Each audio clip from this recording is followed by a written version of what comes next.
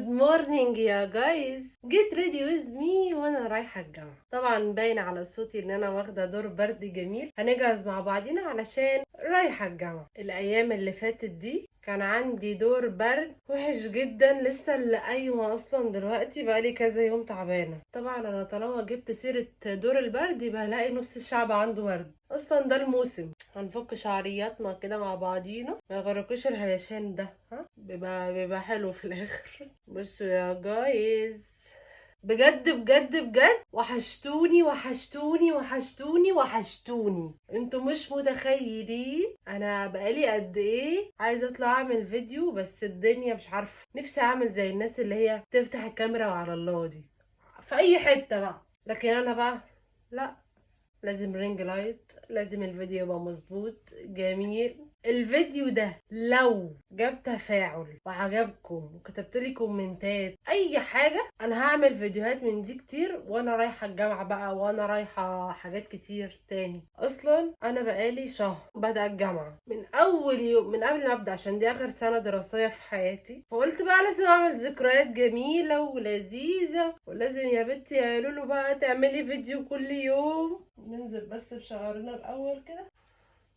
بصوا، هحط المرطب دلوقتي، بحط ايبيدير.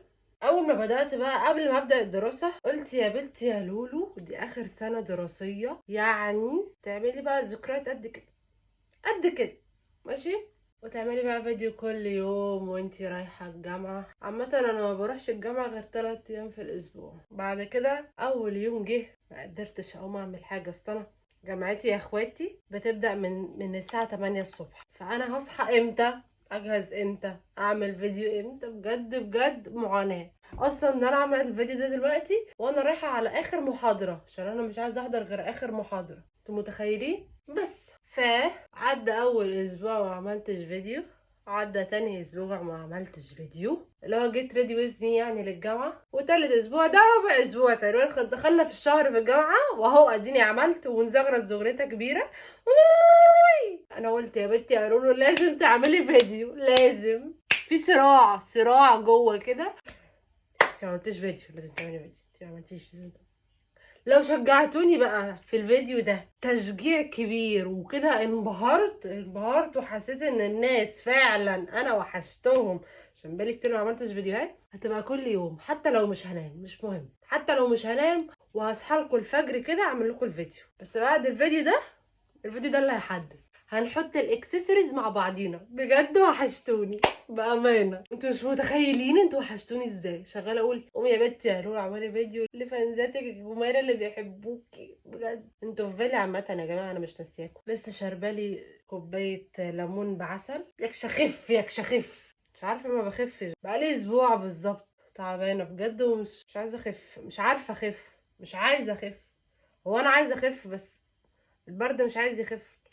انتوا فاهمين حاجه؟ انا اصلا وداني مسدوده، انا حاسه انا مش سامعه نفسي انا بتكلم. عامه انا مبسوطه عشان انا عملت الفيديو ده، بجد مبسوطه قوي قوي. الام ده قولوا انتوا حرف مين، علشان ايه مش كل فيديو بقى هقول وانتوا عارفين يعني. وانا قلت لكم قبل كده هلبس دي هنا وهلبس دي كمان. جماعه هقول لكم على حاجه في اخر الفيديو هتعجبكم جدا. اهو كده اهو، وهلبس هنا دول، دي كده كده. انا خلصت الاكسسوارز، هحط سان بلوك. انا بحط ده. انا في جامعه عين شمس صحيح. ايه ده بعد كل ده ما قلتلكوش انا في جامعه ايه؟ لا انا في جامعه عين شمس. دي الحاجه الوحيده اللي اقدر اقول لكم كتروا فيها لو انتوا في جامعه عين شمس او حلوان او القاهره، ايهما ابعد. برضو بحط سان بلوك هنا كده، عشان ده اصلا بحط له كريم دلوقتي للتفتيح، فلازم احط له سان بلوك قبل ما انزل. وهنا برضو بحط فازلين.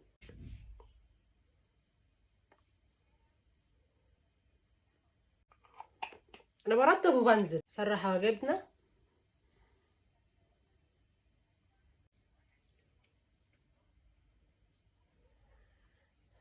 هلبس السليبر ده طبعا مفاجأة، صح؟ مفاجأة، دي مفاجأة جبارة. جماعة انا اصلا اول مرة اجيب السليبر ده كنت بتكسف انزل بيه، دلوقتي ما بنزلش غير بيه. والشنطة دي كده بس كده يا جايز، اوت فيت شيك.